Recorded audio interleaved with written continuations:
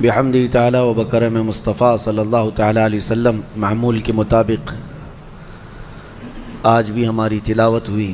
غالباً آپ حضرات سننے والے اگر ہوش میں ہیں تو آپ خود ہی بتائیں آج کتنے پارے ہوئے ہوں گے؟ الحمدللہ۔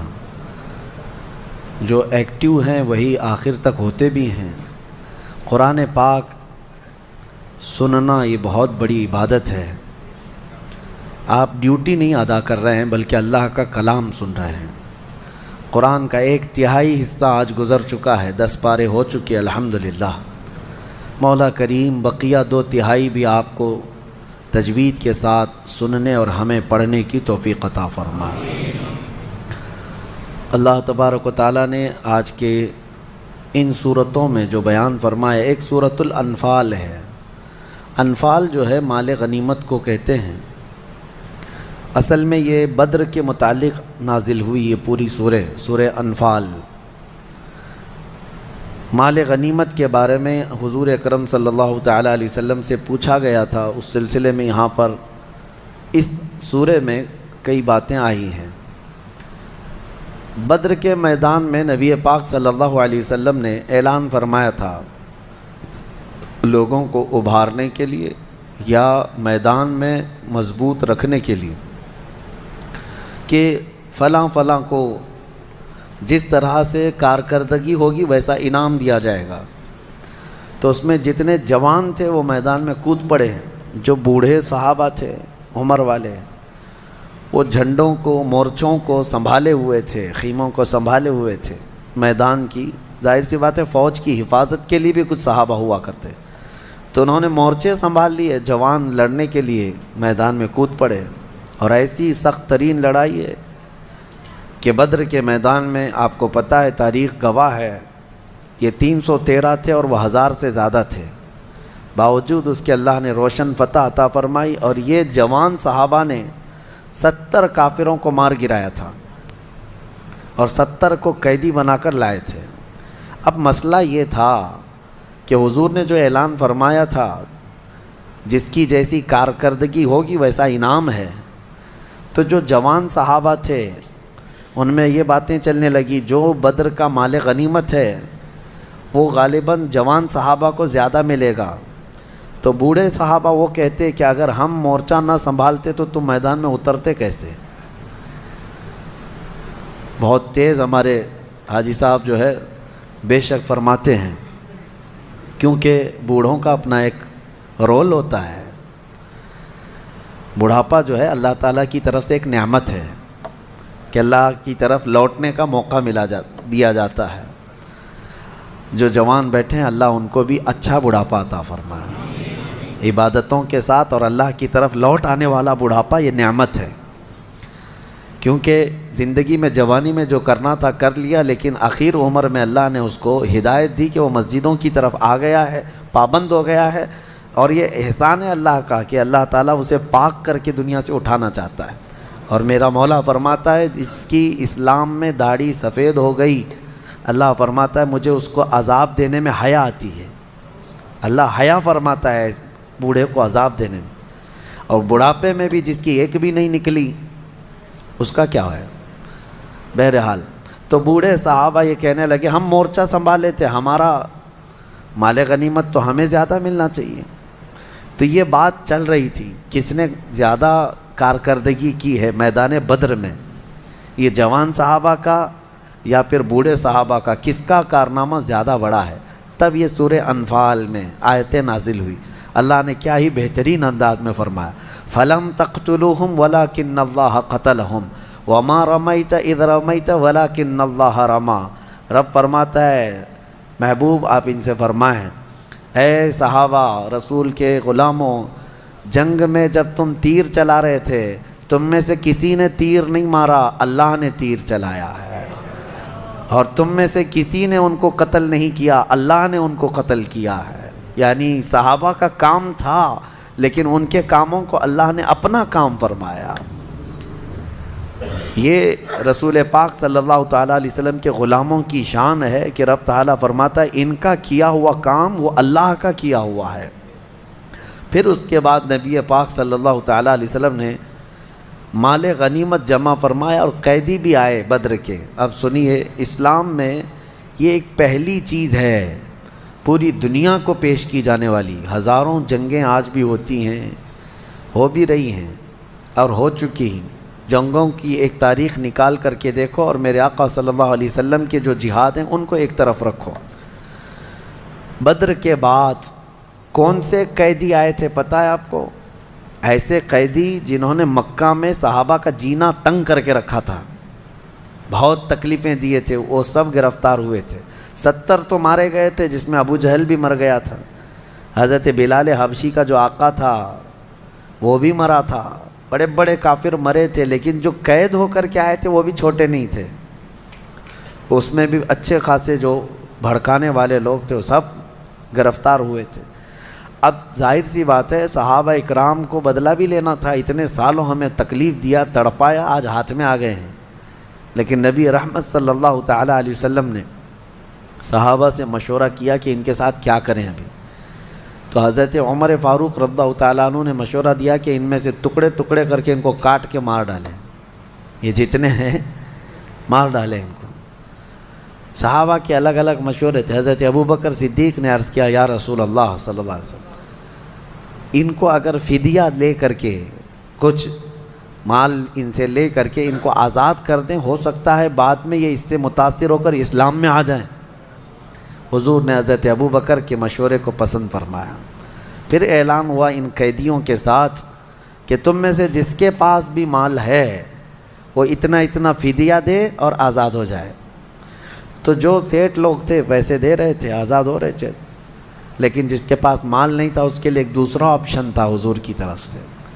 حضور پاک صلی اللہ تعالیٰ علیہ وسلم نے یہ سب سے پہلی چیز دنیا میں قائم فرمائی۔ قیدیوں سے جس کے پاس مال نہیں تھا اس کو سیکنڈ آپشن یہ تھا کہ تم اگر کوئی ہنر جانتے ہو، کوئی فن جانتے ہو تو میرے 10 صحابہ کو سکھاؤ اور آزاد ہو جاؤ۔ یعنی اگر ان کے پاس کوئی فن ہے، کوئی کاریگری جانتا ہے، کوئی بھی کسی بھی طرح کا علم جانتا ہے، حضور نے آپشن دیا تھا میرے مدینے کے صحابہ میں سے 10 صحابہ کو تم وہ ہنر سکھاؤ اور آزاد ہو جاؤ۔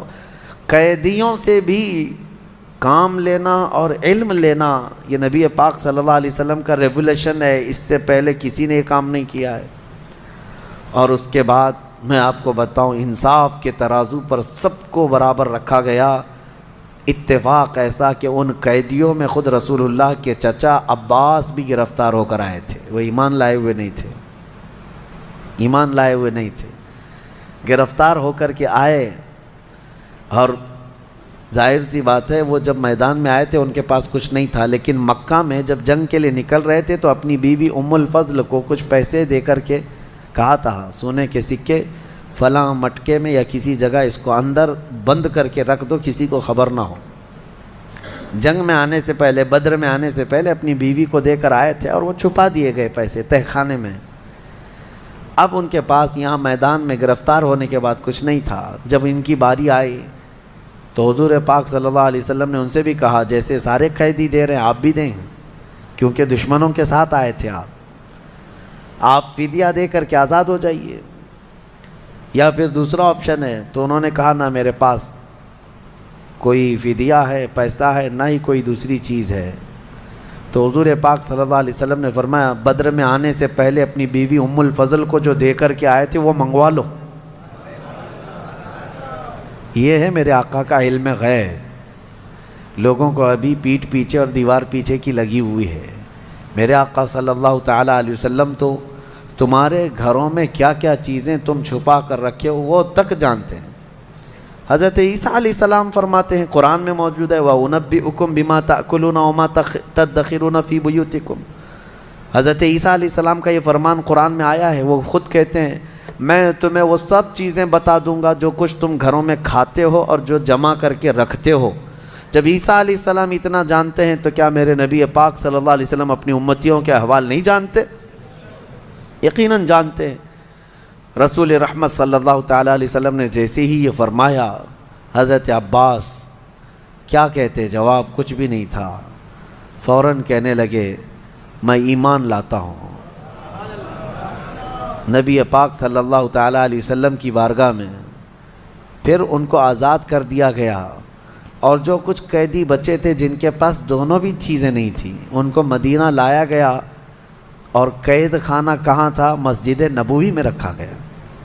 کاش ہم کو وہاں قید کر دیا جائے زندگی بھر، مسجد نبوی میں قید کر دیا گیا۔ اب ہماری تمنا ہے کہ ہم مسجد نبوی میں قید ہو جائیں، وہ تو زمانہ رسول اللہ کا تھا، حضور ہر نماز کے لیے مصلی پر آیا کرتے تھے، جایا کرتے تھے، وہ کیسی جیل ہے، بلکہ وہ حقیقی جنت ہے۔ جب ان قیدیوں کو لے جا کر کے وہاں رکھا گیا، مسجد نبوی کے ایک کنارے باندھ دیا گیا تھا۔ میرے عزیزوں، میں یہ بات اس لیے عرض کر رہا ہوں، دنیا آج اسلام کے اوپر جو انگلیاں اٹھاتی ہے کہ یہ کاٹتے ہیں، مارتے ہیں، ذرا وہ اپنے گریبان میں جھانک کر کے دیکھ لیں، جنگوں کے قیدیوں کے ساتھ یہ ظالم کیا کیا حرکتیں کرتے ہیں، تمہیں پتہ ہے؟ گوانتانامو بے جیل، دنیا کی سب سے بدنام، ابو غریب جیل، یہ امریکہ کی وہ جیلوں کا ذکر میں کر رہا ہوں جن میں انسانیت سے گری ہوئی حرکتیں کی گئی ہیں قیدیوں کے ساتھ۔ عراق کے جو فوجی گرفتار ہو کر آئے مسلمان، ان کو پیشاب پلایا گیا ہے، بہت سخت ترین، جانوروں کے ساتھ بھی یہ سب نہیں کیا جاتا، بہت گندی حرکتیں ان قیدیوں کے ساتھ کی گئی جو مسلمان قید ہو کر کے آئے۔ انسانیت سوز، اخلاق سوز حرکتیں، یہ سب چیزیں ہسٹری میں آج بھی موجود ہے، اور جس کے سامنے بھی یہ ذکر کرو وہ شرم سے پانی پانی ہو جائے گا۔ یہ کس کی حرکتیں ہیں؟ سپر پاور کی، جو دنیا کو اخلاق تقسیم کرنے کی بات کرتے ہیں، دنیا کے درمیان اپنے کیریکٹر پھیلانے کی بات کرتے ہیں، اور اسلام پر وہ بلیم کرتے ہیں۔ اسلام میں تو یہ حق اتنا احترام دیا گیا ہے کہ جنگوں سے جو قید ہو کر کے بھی آئے گا اس کو فنڈامنٹل رائٹس ہوں گے، اس کے بنیادی حقوق، اس کے کھانے پینے اور اس کی ساری چیزوں کے حقوق رکھے جائیں گے۔ یہ نہیں کہ کوئی قیدی آ گیا تو اسے بھوکا پیاسا مار دیا جائے گا۔ پہلے کے دور میں یہ بھی تھا کہ جو جنگوں میں قید ہو کر کے آتے تھے ان کو آگ میں جلایا جاتا تھا، ان کے ٹکڑے کیے جاتے تھے۔ اور حیرت کی بات ہے، اسلام کے جہاد جہاد جہاد کا پروپیگنڈا اتنا پھیلا دیا دنیا میں ان ظالموں نے، اور حد تو یہ ہے کہ ہمارے لوگ بھی ڈرنے لگ گئے، علماء بھی جو ہے بات کرنے سے خوف کھانے لگ گئے۔ ارے لفظ جہاد بولیں تو کل کہیں ہمیں گرفتار کر کے نہ لے چلے جائیں، کیونکہ یہ دجالی میڈیا نے ایسا پروپیگنڈا پھیلایا ہے جیسے دنیا میں سب سے زیادہ ہم نے ہی قتل کیا۔ آپ کو میں تاریخ بتاؤں، تاریخ آپ کو پتہ ہے، world war first and world war second, اس میں کتنے قتل ہوئے تھے؟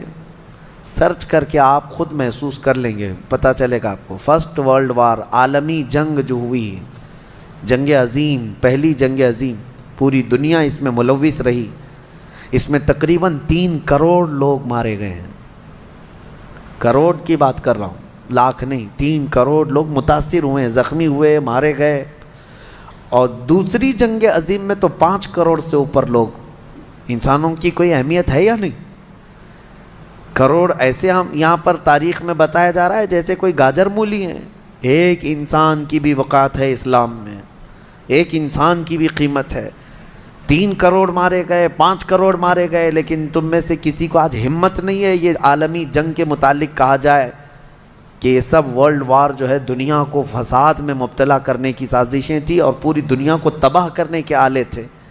لیکن حیرت اس بات پر ہونا چاہیے ان ظالموں کو، میرے نبی پاک صلی اللہ تعالیٰ علیہ وسلم نے اپنی 10 سالہ زندگی میں، جو مدنی زندگی ہے، کیونکہ مکی زندگی میں ایک بھی جنگ نہیں ہوئی، حضور نے ہجرت فرمایا مدینہ، اس کے بعد سے لے کر آپ کی وفات تک ٹوٹل آپ کی 10 سالہ مدنی زندگی میں 17 جنگوں میں میرے آقا نے شرکت فرمائی۔ کتنے؟ مسلمانوں کو یہ بات یاد رہے، 17 غزوات میں میرے آقا صلی اللہ علیہ وسلم کی شرکت ہوئی، لیکن آپ کو پتہ ہے پورا ان 17 جنگوں میں کتنے لوگ قتل ہوئے تھے؟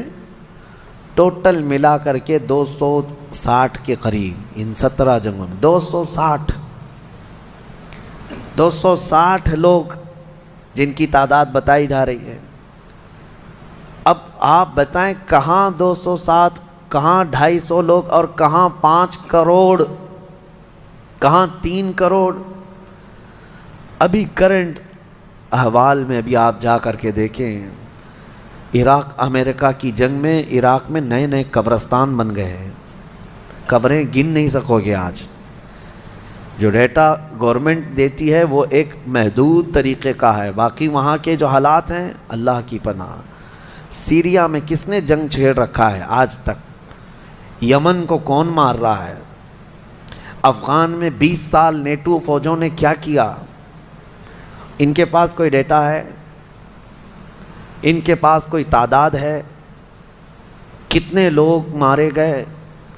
افغان کی سرحد پر جا کر دیکھیں، عراق ہو، یمن ہو، سیریا ہو، لاکھوں کی تعداد میں قتل ہو گئے، لاکھوں کی تعداد میں قتل ہو گئے ہیں۔ چلو ٹھیک ہے، ان کو ایسا لگتا ہے کہ مسلمانوں کا قتل ہوا تو نہیں بولنا چاہیے۔ فی الحال رشیا جو یوکرین پر اٹیک کر رہا ہے، کوئی ان کے پاس تعداد ہے یوکرین میں کتنے لوگ مارے گئے؟ قتل ہے، چاہے کوئی بھی کرے۔ یہ جتنی دجالی میڈیا ہے ان کے منہ میں اب مینڈک بیٹھ گئے ہیں، کوئی نہیں کہنے کی ہمت کرتا ہے کہ رشیا آتنکوادی ہے، کوئی یہ نہیں کہہ سکتا کہ وہ زبردستی کی جنگ کر رہا ہے۔ ٹیررسٹ کا لفظ استعمال ہی نہیں کریں گے۔ لاکھوں قتل کیے ہیں ان لوگوں نے دنیا میں، لاکھوں قتل کیے ہیں۔ میں پوری چیز لے کر کے آپ کے سامنے بیٹھ سکتا ہوں، لیکن اس کے برعکس اسلامی تاریخ میں اگر 250 کی تعداد میں قتل مل جائے تو سچ کہا شاعر نے، سچ کہا۔ وہ قتل بھی کرتے ہیں تو چرچا نہیں ہوتا، ہم آہ بھی کرتے ہیں تو ہو جاتے ہیں بدنام۔ ہم آہ بھی کرتے ہیں تو ہو جاتے ہیں بدنام، وہ قتل بھی کرتے ہیں تو چرچا نہیں ہوتا۔ بات صرف اتنی ہے کہ آج دنیا صرف طاقت کی زبان جانتی ہے، دنیا صرف دولت کی پجاری ہے۔ جس کے پاس آج بہت زیادہ دولت ہے یا جو بہت زیادہ سپر پاور ہے، اس کے سارے عیب یہ دنیا چھپا دیتی ہے، اور جو غریب قوم ہے اس کا ایک جرم بھی پوری دنیا کو دکھا کر کے اس کو سب سے بڑا چور ثابت کرتے ہیں۔ یہ دگلی پالیسی دنیا میں آج موجود ہے، لہٰذا آپ کو نروس ہونے کی ضرورت نہیں۔ تمہارا دین سچا ہے، تمہارے مصطفیٰ کریم صلی اللہ علیہ وسلم میرے آقا نے اس روئے زمین پر جو مظاہرہ فرمایا، یقیناً وہ رحمت للعالمین کا مظاہرہ فرمایا ہے، وہ یقیناً رحمت رہے۔ تو یہ بدر کے حالات کے بعد کی چیزیں سورۃ الانفال میں بیان کی گئی ہیں، اور 70 قیدی وہاں پر مارے گئے۔ میں کہتا ہوں اب یہاں پر کچھ لوگ یہ کہتے ہیں کہ مدینے سے نکل کر کے یہ لوگ گئے اور اٹیک کیا مکہ والوں پر، اور بیچارے 70 لوگوں کو مارا اور 70 لوگوں کو پکڑ کر کے لائے۔ محمد صلی اللہ علیہ وسلم کے لوگ یہ ظلم کی ہے۔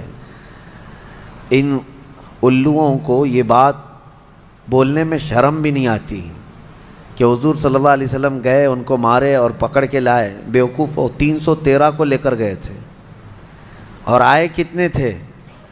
1000 سے زیادہ۔ ابھی میں آپ سے ایک چیز پوچھتا ہوں، سوال ہے آپ سے۔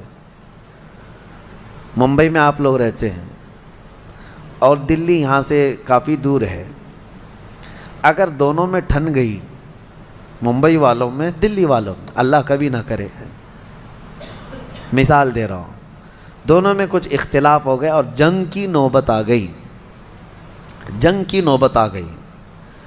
ممبئی سے قریب کلیان ہے، پنویل ہے، یا سمجھ لیں اور تھوڑا سا آگے کی طرف جائیں، کلیان کے پاس یا پنویل کے پاس یہ جنگ ہو گئی۔ کس کی؟ دلی والوں کی اور ممبئی والوں کی۔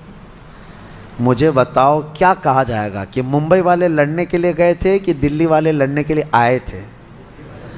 ظاہر سی بات ہے وہ آئے تھے، ہم گئے نہیں تھے یہاں سے۔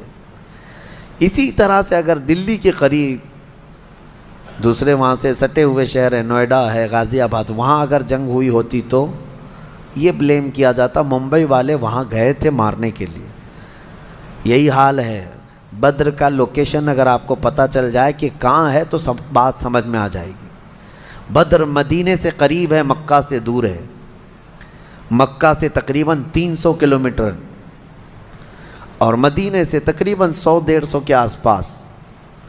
تو اب مجھے بتاؤ مکہ والے گئے تھے کہ مدینے والے گئے تھے؟ مکہ والے آئے تھے، لڑنے کے لیے نبی پاک صلی اللہ علیہ وسلم ڈیفنس کے لیے نکلے۔ اسی طرح جنگ احد کہاں ہوئی پتہ ہے؟ مدینے سے 5 کلومیٹر باہر، مدینے سے 5 کلومیٹر باہر احد پہاڑ کے دامن میں۔ کون آئے تھے؟ مکہ والے آئے تھے۔ جنگ خندق کہاں ہوئی پتہ ہے؟ مدینہ پاک سے تقریباً 4 کلومیٹر باہر، مدینے سے 4 کلومیٹر باہر خندق کھودنی پڑی مدینے کو بچانے کے لیے۔ کون آئے تھے لڑنے کے لیے؟ مکہ والے آئے تھے۔ اب مجھے بتاؤ، جو بار بار مدینے پر اٹیک کرتے ہوں، ہر بار حضور پاک صلی اللہ علیہ وسلم اور ان کے صحابہ کو مکہ چھوڑنے کے بعد بھی مدینے میں آ کر کے فساد مچاتے ہوں، تو کیا ایسوں کے خلاف تلوار اٹھانا جائز نہیں ہے؟ اپنے دیش کی رکشا ہر فوجی کرتا ہے، ہر کوئی کرتا ہے۔ میں آپ کو بتاؤں، اگر میرے ملک کے سرحدوں پر کھڑے ہوئے سپاہی ہیں، ان کو کچھ خصوصی اختیارات ملے ہوئے ہیں، کوئی اگر بارڈر کراس کر کے آ رہا ہے کسی دوسری کنٹری سے، تو یہ فوجی انتظار نہیں کرتا کہ میرا سینئر آرڈر دے گا اب میں اس کو کروں گا۔ اس کو اتنا پاور ہوتا ہے، وہیں جگہ پر اس کو شوٹ کر دیتا ہے۔ بارڈر پر باضابطہ بارڈر سے 1 کلومیٹر آگے پیچھے یہ لکھا بھی جاتا ہے وارننگ کہ اس سے آگے نہ جائیں ورنہ اسپاٹ پر شوٹ کیا جائے گا۔ وہاں پر یہ نہیں دیکھا جائے گا کہ بھٹک کے آئے تھے، کیا کیے تھے۔ فوجی کو اختیار ہوتا ہے۔ کیوں فوجی مار دے رہا ہے؟ اس لیے کہ ہر ایک کو یہ فکر ہے میرے دیش کی حفاظت ہونی چاہیے، میرے ملک کی حفاظت ہونی چاہیے۔ اور وہ صحابہ اگر اپنے مدینے کی حفاظت کے لیے کھڑے ہو گئے تو ان ظالموں نے ایسی وہ بنا کر کے پیش کی، امیج بنا کر پیش کی ہے دنیا میں کہ وہ صرف لڑنے والی قوم تھی، لڑتے رہتے تھے۔ انہوں نے اپنے ملک کی حفاظت کے لیے تلواریں اٹھائی ہیں، اور اللہ تعالیٰ نے ان کی مدد ایسی فرمائی کہ وہ مدینہ بچاتے بچاتے اتنا پھیل گئے کہ جتنے دشمن تھے انہیں بھی مجبوراً مدینہ طیبہ کی حکومت کے انڈر میں آنا پڑا۔ پھر جب مکہ فتح ہوا تو پھر لوگ جوق در جوق اسلام میں آنے لگے، اور پھر اسلام کی کوئی سرحد نہ رہی، دنیا میں یہ پھیلتا ہی چلا گیا، پھیلتا ہی چلا گیا۔ آج بھی قرآن کی جو آیتیں ہیں اس میں یہی اللہ نے فرمایا کہ اللہ تعالیٰ فرماتے وَقَاتِلُوهُمْ وَقَاتِلُوا الَّذِينَ يُقَاتِلُونَكُمْ، ان سے جنگ کرو جو تم سے جنگ کر رہے ہیں، ان سے لڑو جو تم سے لڑ رہے ہیں۔ اور آج ہم نے ایک آیت تلاوت کی ہے سورہ انفال کی آخری آیتوں میں سے، وَإِن جَنَحُوا لِلسَّلْمِ فَاجْنَحْ لَهَا وَتَوَكَّلْ عَلَى اللَّهِ، اور کوئی قوم اگر امان چاہتی ہے تو تم بھی امان میں آ جاؤ، کوئی پیس چاہتی ہے، امن چاہتی ہے تو آپ بھی امن میں آ جاؤ۔ حضور کو حکم ہوا ہے فَاجْنَحْ لَهَا، آپ امن کے لیے جھک جائیں، پیس کے لیے آپ تیار ہو جائیں اور اللہ پر بھروسہ کریں۔ یہ اسلام ہے۔ یہ اسلام کے بہت سارے وہ پیغامات ہیں جس کو لوگ آج کھل کر کے بتا بھی نہیں رہے۔ جہاد میں جانے سے پہلے میرے آقا صلی اللہ تعالیٰ علیہ وسلم صحابہ کو بھی یہ تلقین کرتے کہ جس میدان میں، جس وادی میں تم لڑنے کے لیے جا رہے ہو، وہاں کی کسی عورت کو نہ چھونا، بوڑھوں کے ساتھ لڑائی نہ کرنا، بچوں کو نہ مارنا، وہاں کی عبادت گاہوں کو نہ توڑنا، وہاں کے درختوں کو نہ اکھاڑنا۔ یہ سب پیغامات صحابہ کو دیے جاتے تھے، مجاہدین کو دیے جاتے تھے۔ یہ ہے اصل جہاد جو نبی پاک صلی اللہ علیہ وسلم نے لوگوں کو سکھایا ہے۔ اور ان ظالم کتوں کو دیکھو، آج عراق میں جاؤ، ایسے ایسے بم گرائے ہیں کہ وہاں پر سبزہ بھی نہیں اگ سکتا، ایسے ایسے بم گرائے ہیں کہ گھاس بھی نہیں نکلتی اب اس زمین پر۔ اور دنیا کو امن کا پیغام اور پیس کا پیغام دینے والے مجھے یہ بتا سکتے ہیں ناگاساکی اور ہیروشیما کو کس نے تباہ کیا؟ کون ہے جو ایٹمی ہتھیار کا سب سے پہلے دنیا میں استعمال کیا؟ نیوکلیائی پاور کو سب سے پہلے دنیا میں زمین پر استعمال کرنے والی طاقتیں کون ہیں؟ عرب نے استعمال کیا، مکہ والوں نے استعمال کیا، مدینے والوں نے استعمال کیا۔ یہ میڈیا والوں کے منہ میں یقیناً مینڈک ہے، یہ نہیں بولیں گے۔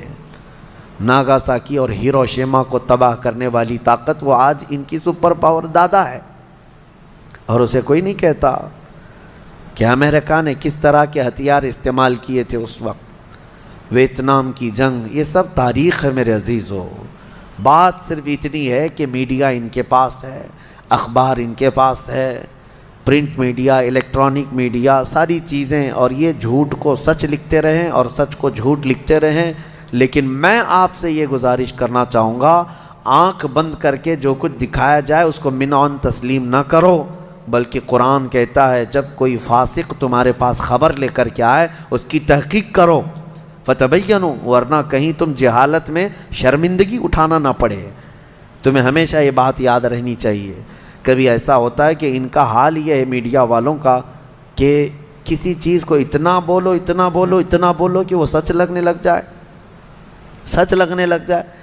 جیسے کہ پرانے زمانے میں کہا گیا ایک آدمی بکرا خریدا، 4 ٹھگی جو ہے پلان کے اعتبار سے راستے میں کھڑے ہو گئے کہ کسی نہ کسی طرح اس کا بکرا حاصل کرنا ہے.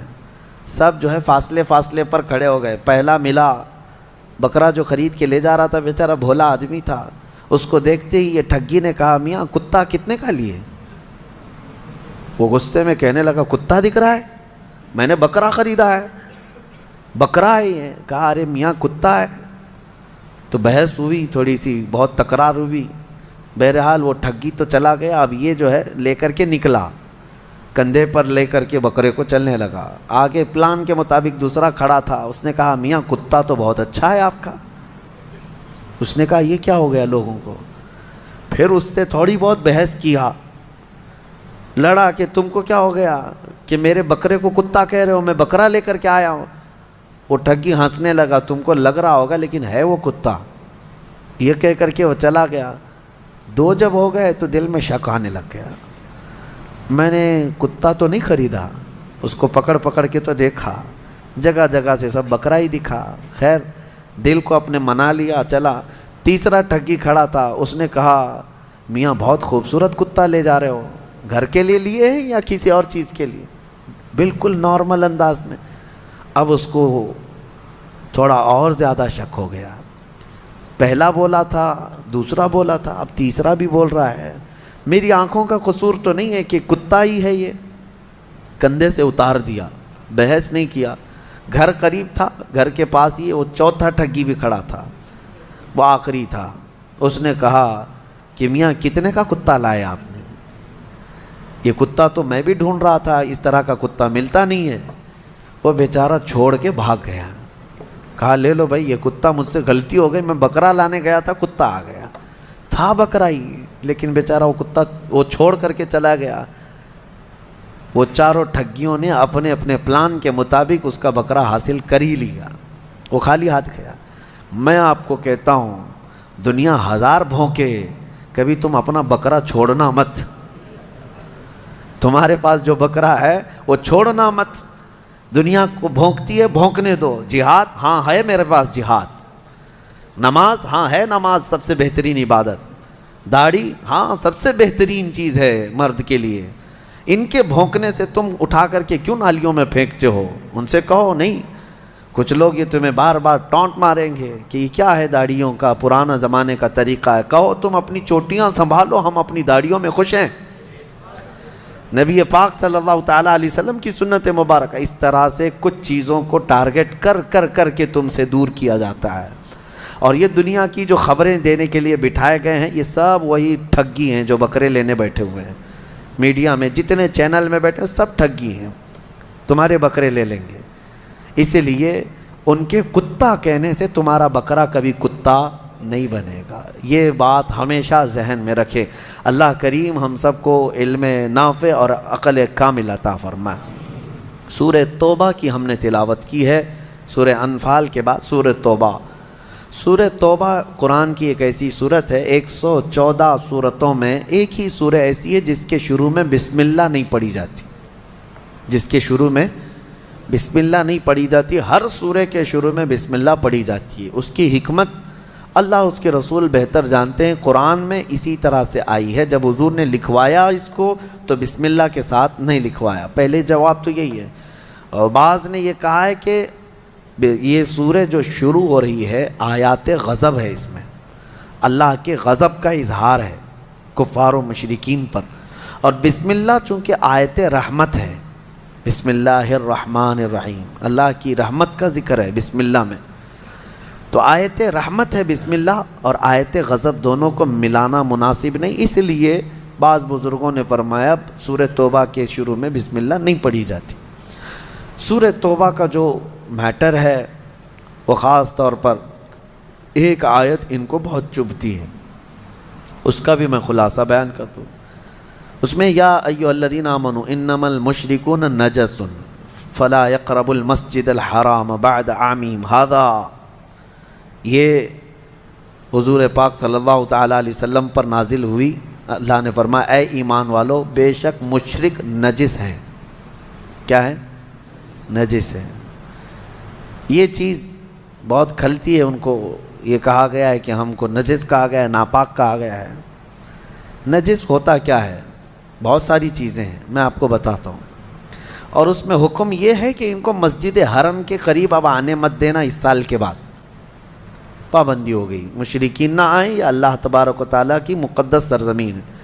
آج تک اس پر عمل ہے کہ حرمین طیبین مکہ میں بھی اور مدینے میں بھی غیر مسلم کو الاؤڈ نہیں ہے۔ یہ ابھی کچھ یہودی سعودی داخل ہو رہے ہیں، ان کی کرپا، ان کی مہربانی، بھائی بھائی کو داخل کر لے رہا ہے، الگ بات ہے، لیکن ویسے اسلامی قانون یہی رہا برسوں سے۔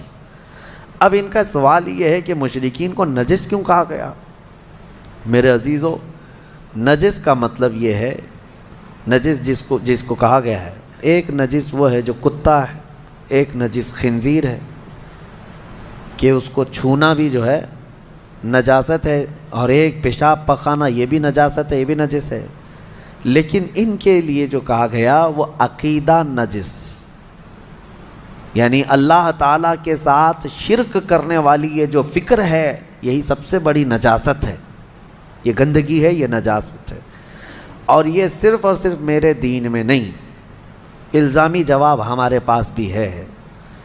اگر کوئی اسی بات کو لے کر کے کہتا ہے کہ مسلمانوں میں بار بار یہ چیز کہلائی جاتی ہے کہ مشرکین نجس ہیں، مشرکین نجس ہیں، تو پہلی بات تو ہم آپ سے کہیں گے تو نجس کیوں رہتے ہو؟ کلمہ پڑھ لو نا، نجس رہو ہی مت۔ بہرحال دوسری بات یہ ہے کہ الزامی جواب میں ہمارے پاس آپ کی بھی کتابیں موجود ہیں، منوسمرتی اٹھاؤ، اور بھی کئی کتابیں ہیں، اس میں صاف طور پر یہ لکھا گیا ہے کہ ان کے دھرم کو جو نہیں مانتا وہ سب سے بڑا پاپی ہے، سب سے زیادہ غلیظ ہے، اس کے گھر اپنے گھر کے قریب نہ بناؤ۔ ہم تو صرف حرم کی بات کر رہے ہیں، تم تو گھر کے قریب بھی بنانے کو منع کرتے۔ مقدس کتابوں میں موجود ہے یہ میٹر، سب کے یہاں ہے۔ لیکن میرے عزیزو، مسجد حرم کے قریب نہ آنے کی جو اللہ تبارک و تعالیٰ کا جو حکم ہے، اس کی وجہ یہ ہے ہر ایک کی عبادت گاہ مقدس ہوتی ہے، ہر ایک کی عبادت گاہ مقدس ہے۔ ہمارے لیے ہماری عبادت گاہ مقدس ہے، اور اللہ تعالیٰ نے اس زمین کو پاک فرمایا ہے، پاک فرمایا ہے۔ ایک صاحب ہے، ٹرین میں ملاقات کر کے وہ اس پر مجھ سے بہت بات کر رہے تھے کہ پھر کیوں ہم مکہ نہیں جا سکتے، مکہ جانے کو کیوں پابندی آپ کے اس میں لگائے؟ میں نے کہا نہیں صاحب، آپ کو غلط فہمی ہے، مکہ جانے کے لیے پابندی کسی نے نہیں لگائی۔ آپ کو امریکہ جانے کی پابندی ہے؟ یو کے جانے کے لیے پابندی ہے؟ نہیں ہے۔ کیا کرنا پڑتا ہے؟ اگر آپ کی خواہش ہو رہی ہے یو کے جانا ہے، امریکہ جانا ہے، تو کیا ہے؟ کہا ویزا نکالنا ہے۔ کہا کون دیتا ہے ویزا؟ وہی کمپنی، وہی ملک کی، وہی کنٹری کے اتھارٹی جو ہیں وہ ویزا دیتے ہیں آپ کو۔ کہا ویزا مل جائے تو جائیں گے آپ، امریکہ کا ویزا ملے، یو کے کا ویزا ملے تو آپ جا سکتے ہیں۔ سیم پروسیس ہے، آپ کو مکہ اور مدینہ آنا ہے تو ویزا ہے لا الہ الا اللہ محمد رسول اللہ، سیم پروسیس ہے۔ ہر ایک کنٹری اپنی اپنی کچھ نہ کچھ تحفظات رکھی ہوئی ہے۔ اسی طرح سے اسلام میں آپ کو یہ کہا گیا ہے آپ بھی کلمہ طیبہ پڑھ لو، پاک ہو جاؤ اور آ جاؤ، پاک ہو جاؤ اور آ جاؤ۔ پابندی صرف اور صرف یہ ہے کہ اس کرائٹیریا کے اندر جو ہوگا وہ آئے گا، وہ پڑھے گا، اور ہر دین میں اس طرح کی چیزیں پائی جاتی ہیں۔ بہرحال اللہ کریم ہمیں ہمارے دین پر استقامت عطا فرمائے۔